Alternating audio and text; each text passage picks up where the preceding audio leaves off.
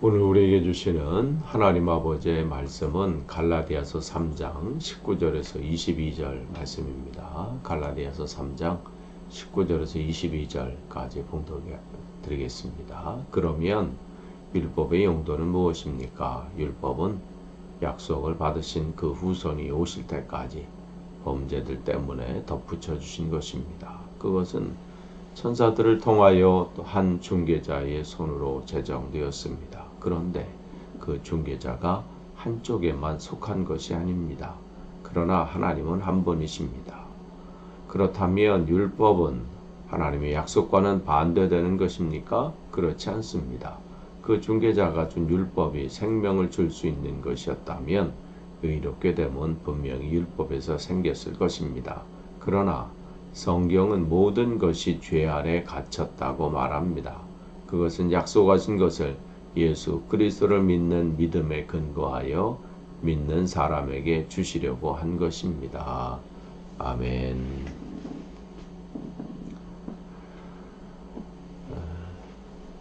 바울을 통해서 다른 복음을 전하는, 그로 인해서 교회 안에 은혜의 신앙생활이 아니라 율법적인 신앙생활, 그래서 기쁨과 감격은 사라지고 두려움과 염려의 신앙생활, 그렇게 바뀌어버린 그 소식을 듣고 지금 갈라디아서 이 갈라디아 교회에 보낸 이 편지를 통해서 바울은 분명하게 이제 확실하게 전합니다. 하나님께서 아브라함을 통해서 이미 약속하셨던 그 약속, 또 성경을 통해서 계속해서 그 말씀하신 그 약속은 율법을 잘 지키면 의롭게 된다. 그럴 수 없다는 거죠. 그러면 이제 여기서 질문이 나올 수도 있어요. 그럼 왜 율법을 지었을까?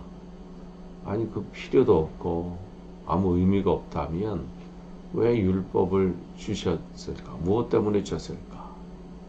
이 부분이죠. 이 부분에 이제 바울이 대답을 하는 거예요. 율법이 의롭게 하지는 못하지만 필요한 부분이 있다는 거죠. 율법은 이제 19절에 약속을 받으신 그 후손이 오실 때까지, 즉 예수 그리스도께서 오실 때까지 범죄들 때문에 덧붙여 주신 것이다. 그러니까 이 율법이라는 것이 그 자체로 한 사람을 의롭게 만들지 못하고 구원에 이르게 하지 못하지만 인간으로 하여금, 우리로 하여금 그 죄를 깨닫도록 하기 위해서, 내가 얼마나 형편없는 사람인지, 내가 이 가망이 없는 사람이라는 것. 그렇기 때문에 바울은 로마서 3장 20절에 율법으로는 죄를 깨닫는 것뿐이다, 이렇게 얘기를 하고 있습니다. 그러니까 우리가 우리의 죄를 깨닫게 하는 거죠. 그래서 이 율법이 우리를 구원에 이르게 하지는 못하지만 내가 구원받을 수 없는 그런 인간이구나. 내가 하나님 앞에 정말 무능하고 부끄럽고 연약하고 무능한 사람이구나. 그렇게 인정을 하는, 이렇게 깨달아야 어떻게 해요? 구원의 길로 한 걸음 더 나아갈 수 있어요. 내가 뭘 하면 구원을 얻겠지. 내가 더 열심히 하고 더 충성하고 더 봉사하고 내가 더 다른 뭔가를 더 하면 하나님의 구원을 내가 쟁취할 수 있다. 이런 어리석음에서 벗어나서 나는 전적인 무능한 자입니다. 내가 구원을 얻는데 나는 아무것도 할 수 없습니다.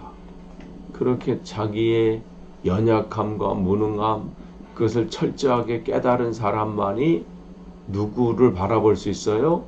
하나님을 바라볼 수 있고 하나님의 은혜를 구할 수밖에 없어요. 왜냐면 자기가 할 수 있는 게 아무것도 없어.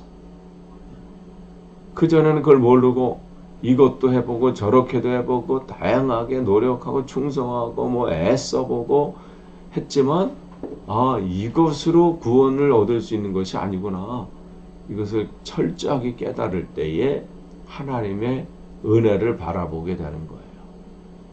하나님의 은혜가 아니고서는 내가 온전히 설 수 없습니다.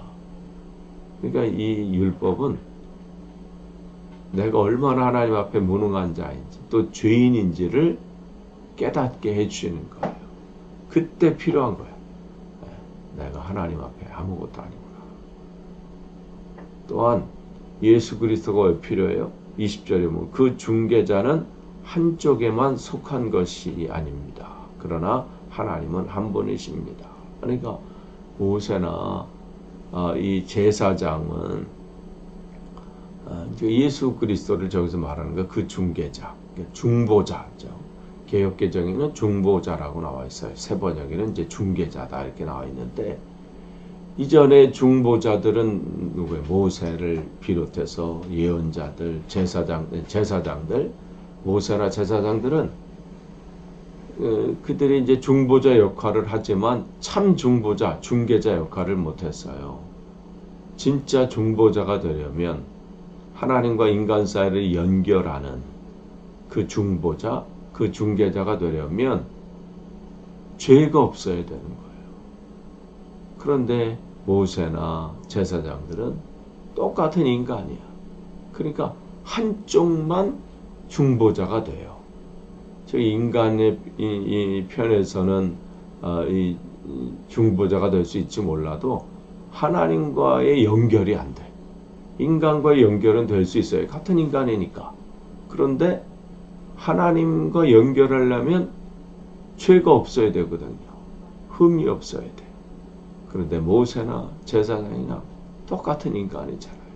그러나 예수 그리스도는 하나님 편에서나 인간의 편에서 그는 하나님이시고 또 참 인간이시기 때문에 이 역할이 되는 거죠. 이 중보자의 역할, 그 세우시길 위해서 주님께서 예수 그리스도를 이 땅에 보내신 것이죠. 그렇기 때문에 이 21절에 그렇다면 율법은 하나님과의 약속이 반대되는 것입니까? 그럴 때 그렇지 않습니다. 왜냐하면 그 중개자가 준 율법이 생명을, 여기서 그 중개자라고 하는 것은 이제 모세죠. 그래서 그 하나님께서 그 율법을 이 생명을 줄 수 있는 것이었다면 의롭게 되는 것은 율법에서 생겼을 것이다. 이 얘기는 뭐냐면 율법이라고 하는 것은 그 생명을 주기 위한 목적이 아니라는 거죠. 율법은 우리를 의롭게 만들고 생명을 주고 구원을 위해서 준 것이 아니라 우리가 그 율법을 통해서 내가 하나님 앞에 아까 말씀드린 대로 내가 형편없는 죄인이구나. 하나님의 은혜가 아니고서는 내가 죽는구나. 이것을 깨닫게 하셔. 이걸 깨닫게 하시고 그래서 하나님의 은혜의 필요성을 절감하게 만들려고 하나님의 은혜를 절감하게 만들려고 하나님께서 예수 그리스도를 통해서 그 중보자를 통해서 우리를 연결시키기 위해서 또 그 율법은 그 예수 그리스도께로 우리를 인도하기 위해서 주님을 찾을 수밖에 없도록 그래서 필요한 겁니다. 이 둘은 그렇기 때문에 모순이 아니라 어떻게 해요? 하나가 되는 거예요. 결국은 우리를 하나님의 은혜로 인도하고 이끄는 거예요. 그러니까 여러분 나는 율법과 상관없어 이런 게 아니라 하나님의 모든 것이 하나님의 말씀에서 예전에는 그래서 구약은 버려야 된다 이렇게 초창기 그렇게 마쳤던 신학자도 있었습니다. 예수 그리스도를 통해서 예수 그리스도 이 오신 후에는 구약이 필요 없다. 그런 것이 아니죠. 그 모든 것들이 다 예수 그리스도로 연결이 되는 거예요. 그래서 우리에게 그 말씀을 주신 것이죠. 그렇기 때문에 모세나 제사장과 같은 그런 사람들이 준 율법이 만약 생명이 있었다면 그것은 생명을 줄 수 있는 것이라면 의롭게 되면 분명히 율법을 통해서 충분했을 거예요. 그런데 그렇지 못했다는 것이죠. 그러나 다만 그 율법이 하나님의 은혜를 구하는 그 깨닫게 해주는 그 통로가 된 거죠. 그래서 주님을 구하게 만들고 주님의 은혜를 찾게 만들고 주님의 은혜가 아니고서는 살 수 없음 존재임을 자기가 깨닫고 또 그 앞에 무릎을 꿇을 수밖에 없는 그렇게 된 거죠.